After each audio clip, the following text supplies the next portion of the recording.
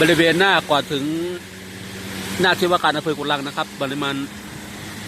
กุลังรวงทองนะครับไฟฟ้ากุดรังน้ำท่วมผิวการจราจรนะครับ